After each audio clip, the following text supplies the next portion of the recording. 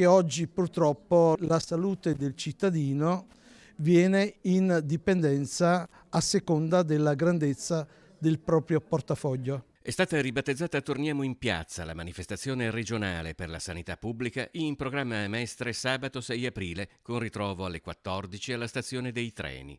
La salute non è un profitto, si legge nel volantino di presentazione dell'iniziativa. La sanità pubblica è ciò che ci spetta.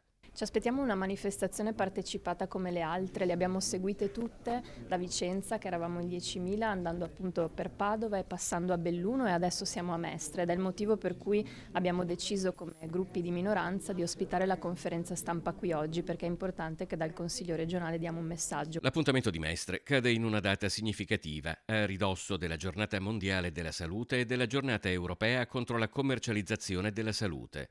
Se la ricorrenza è internazionale, in Veneto vale ancora di più, secondo Salvatore Liard, del Coordinamento Veneto per la Sanità Pubblica, che da tempo ha lanciato l'allarme. Siamo messi male, nel senso che il privato sta approfittando dei vuoti della sanità pubblica per aumentare i propri profitti con la crescita a dismisura di istituti, centri di sanità privata. Alla Regione, che rivendica impegno e stanziamenti di fondi a favore della sanità pubblica, Elena Ostanel, de Il Veneto che vogliamo, risponde con una considerazione facilmente verificabile. Il metro di paragone è le liste d'attesa, quindi il tema è: ci sono cittadini che chiamano il CUP e non riescono a trovare posto se non l'anno successivo per delle impegnative invece che avrebbero la priorità a 30 giorni, quindi stiamo investendo troppo poco se questo è il dato che ci viene dato dai cittadini.